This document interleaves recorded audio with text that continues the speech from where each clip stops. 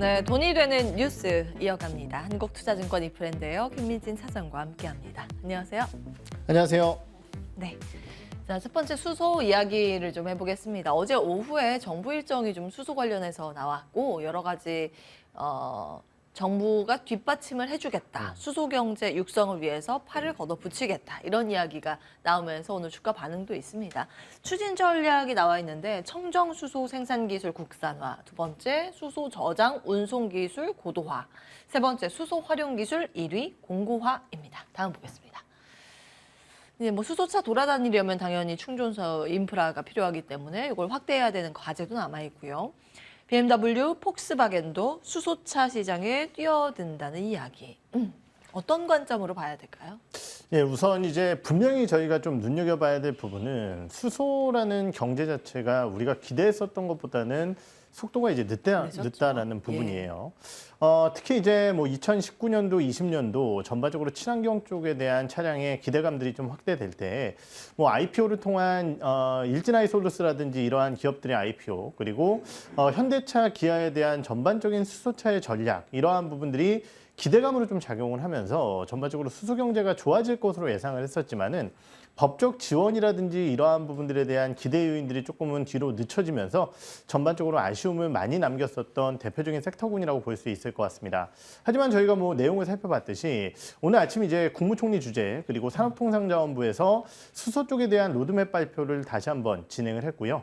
이러한 부분들과 함께 수소법 개정안에 대한 부분들이 그리고 이제 연내에 또 시행이 될 예정이기 때문에 이러한 부분 쪽으로서의 기대감들을 좀 확대시키고 있는 부분입니다.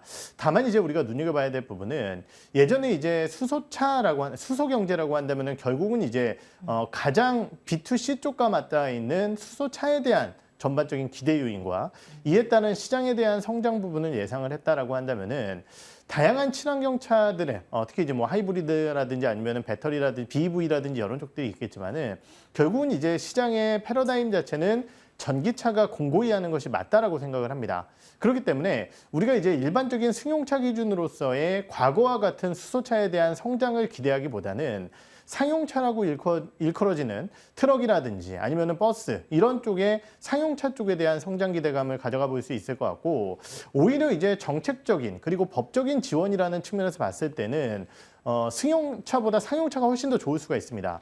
왜냐하면 승용차라는 것은 결국 이제 민간 자동차 업체들이 만들어줘야 되는 것인데 그러한 부분들에 대한 부분들은 결국 경제성을 따져봐야 된다는 것이고 그렇다고 한다면은 일반 배터리 전기차 쪽보다는 좀 뒤질 가능성이 있거든요. 그렇기 때문에 이러한 상용차 위주로서의 시장에 대한 전략적인 부분과 함께 꼭 이쪽뿐만이 아니라 암모니아를 운반할 수 있는 그리고 배에 대한 여러 가지 이제 연료 추진 전략 거기에 더해서 뭐 우리가 이제 생각할 수 있는 에너지 쪽에 대한 변화 요소와 함께 연료 발전, 수소연료 발전이겠죠. 이러한 부분들에 대한 성장 가능성까지 고려해 봤을 때 과거처럼 뭐 수소차에 좀 집중된 전략보다는 조금 더 확대된 부분 쪽으로서의 종목군들에 대한 선정이 필요하지 않을까라고 생각을 해볼 수 있을 것 같습니다. 예.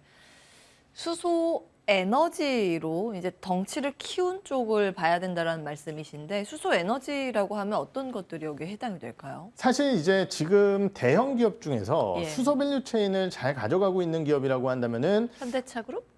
롯데케미칼. 롯데케미칼. 네, 예. 롯데케미칼 쪽이 수소 밸류 체인 쪽을 상당히 잘 가져가고 있고요. 효성그룹 같은 경우도 사실 수소 밸류 체인 상당히 좋습니다. 예. 그런데 이제 뭐 말씀드렸듯이 롯데케미칼 같은 경우는 아무래도 전사의 매출액 비중 내에서 일반 화학적인 측면으로서의 매출 비중이 워낙 높다 보니까 신사업이라고 할 수 있는 수소 밸류 체인들이 성장하기까지는 시간이 걸린다는 측면이고요. 효성 같은 경우도 뭐 여러 가지 이제 독일 기업이라든지 이런 쪽과의 M&A 그리고 추가적으로 이제 동사 내에서도 탄소섬유라든지 이러한 부분들에 대한 전반적인 기대감을 확장시키고 있지만은 예. 자체적인 사업이 너무 커요. 그러다 보니까 우리가 이제 이 큰 기업 쪽에서는 사실 수소 밸류 체인 쪽에 대한 확장이 주가의 성장을 이끌기에는 조금 미약한 부분이 있다. 이렇게 좀 해석을 해봐야 될 것 같습니다. 제가 지금 듣기에는 네. 수소 관련 테마주에 개인적으로 투자를 하고 싶은 마음이 크지 않다로 들리는데 맞습니까? 대형주 쪽에서는 네. 크지 않다라고 생각을 하고 있는데요. 예. 시간이 필요하다 정도겠죠. 크지 않다라기보다는. 자, 그러면은 네. 예, 그러면 범위를 좀 확장해서 질문을 드리겠습니다. 제가 아침에 이제 당잠사 때 이 이야기를 정리했어요. 수소 테마가 지금 정부의 육성 정책으로 오르기는 할 텐데 네. 그게 본질은 아닐 수 있다. 그 이유는 지금 한정된 자금으로 테마주에 왔다 갔다 하면서 수급이 움직이지 않습니까? 네. 근데 그 큰 맥락으로 하나 묶어보면 다 네옴시티입니다. 그러니까 음. 네옴시티 안에서 순환매가 계속 돌고 있는 거거든요. 네. 수소도 마찬가지, 뭐 풍력도 그렇고 원전도 마찬가지고 더 많을 거예요.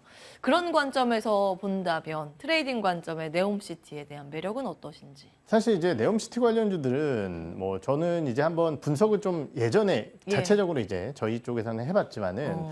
사실은 이제 지금 대장주라고 할 수 있는 한미글로벌이라든지 예. 아니면은 뭐 실제적으로 이제 많이까지는 아니죠. 수주를 했었던 현대건설과 삼성물산, 수주를 했던 이 기업들의 주가가 과연 네옴시티 때문에 움직였느냐. 한 번씩 움직였지만은 건설업황이 훨씬 더 중요하고요. 한미글로벌 같은 경우는 굉장히 좋은 주가 흐름을 보였지만은 사실 이 회사가 절대적으로 네옴시티 쪽에 수주했었던 금액은 제가 정확하게 기억하고 있는지 모르겠는데 23억 정도 수준이었습니다. 그런데 이제 시가총액이 훨씬 많이 올라왔다는 거죠. 예.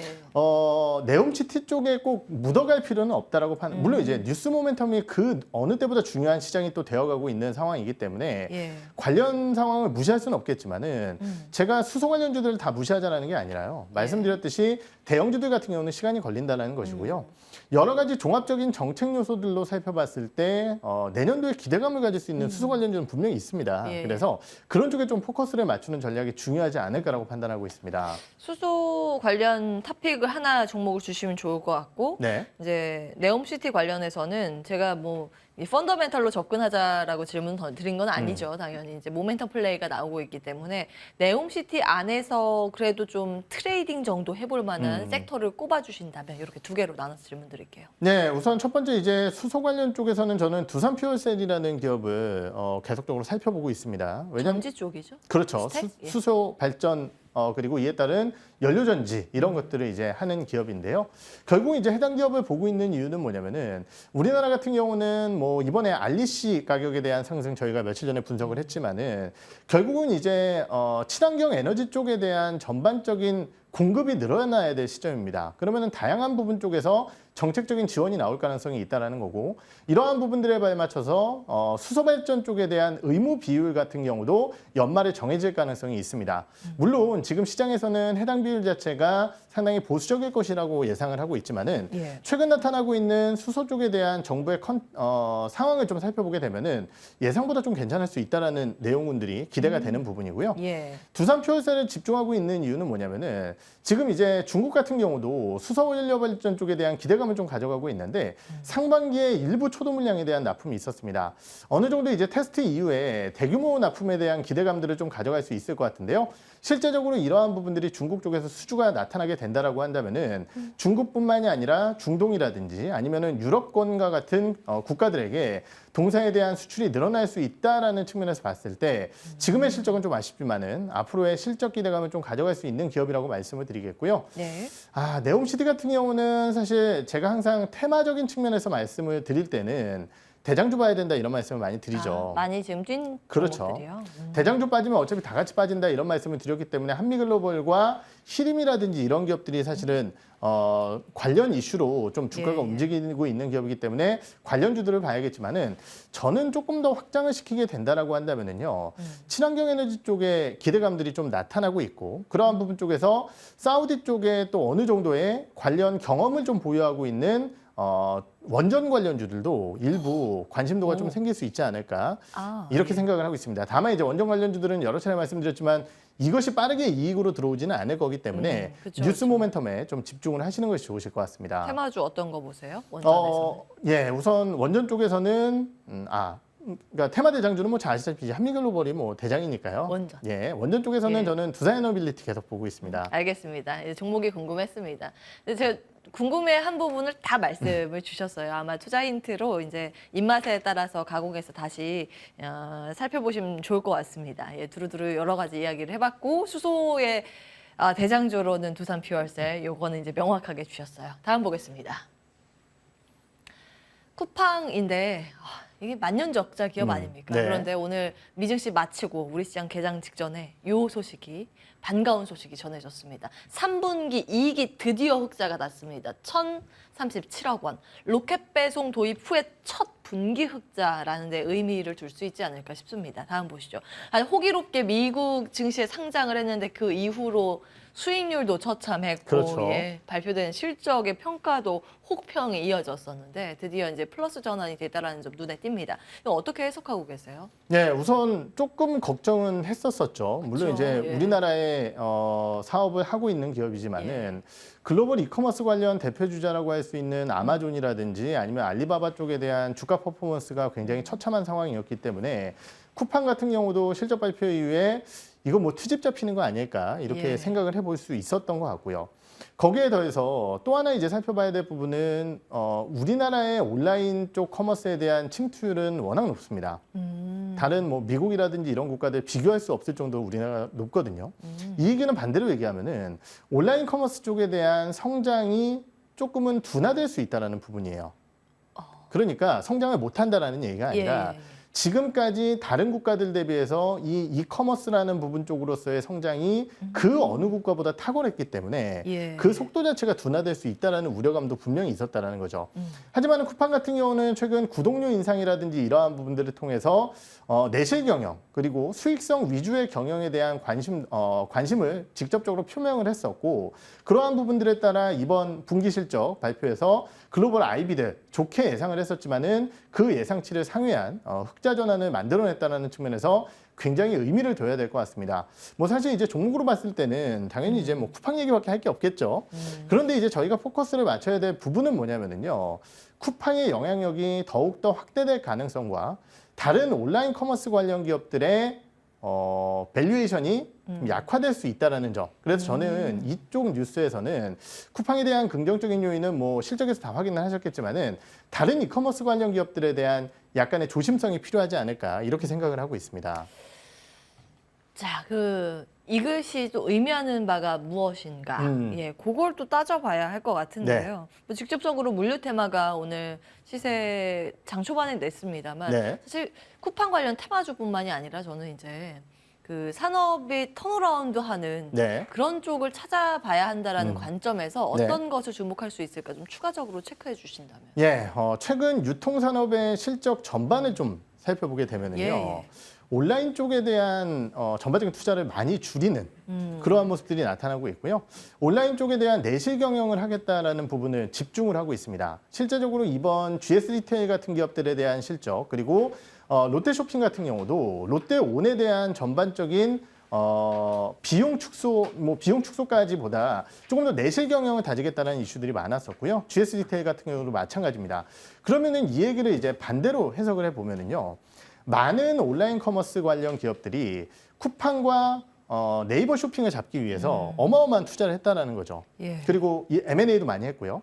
그러면은 쿠팡이나 네이버 같은 회사들은 이것을 따라잡히지 않기 위해서 지금까지 많은 비용을 쓸 수밖에는 없었던 상황이었습니다. 예. 그런데 말씀드렸듯이 이 후발주자들의 전반적인 눈높이가 낮아지게 된다라고 한다면은 아까 말씀드렸듯이 지금 시장을 공고히 하고 있는 네이버 커머스 쪽과 쿠팡 쪽에 대한 이슈들이 훨씬 더 강화될 수 있다는 측면이겠죠. 그렇기 때문에 우리가 지금 온라인 쪽에 대한 전반적인 성장률 자체가 둔화된다라는 두려움보다는 예. 온라인 시장에 대한 전반적인 경쟁 강도의 완화 이러한 부분들에 따른 온라인 커머스 기업들에 대한 실적이 좀 좋아질 수 있는 상황 속에서 예. 쿠팡에 대한 영향력이 더욱더 커질 수 있다는 측면 이러한 부분들은 아까도 말씀드렸지만은 쿠팡이 더욱더 투자하지 않고도 다른 기업들을 압도할 수 있다는 내용이 될 수 있을 것 같아요. 예. 다만 이제 이 내용은 또 아까 말씀드렸지만 성장을 시키기 위한 다른 온라인 커머스 기업들은 성장의 기회가 박탈되는 거거든요. 그렇기 때문에 커머스 쪽 내에서 오프라인 쪽 그리고 온라인 쪽을 보고 싶으시다라고 한다면 결국 이제 네이버 커머스와 물론 이제 네이버 커머스는 네이버 안에 있지만은요. 쿠팡에 대한 관심도를 좀 가져보는 게 좋은 내용이었다라고 평가를 하고 싶습니다. 굉장히 좋은 그 생각의 연결고리들을 제시해 주셨습니다. 이제 우리는 계속 그 과정 속에서 하나하나 추가를 해가면서 찾아가는 작업이 필요해 보입니다. 쿠팡의 흑자 전환이 던진 의미 여기에 대해서 조금 더 여러분도 고민하시는 게 어떨까 좋습니다. 자, 한국투자증권 이프랜드 에어 김민진 차장과 함께했습니다. 고맙습니다. 네.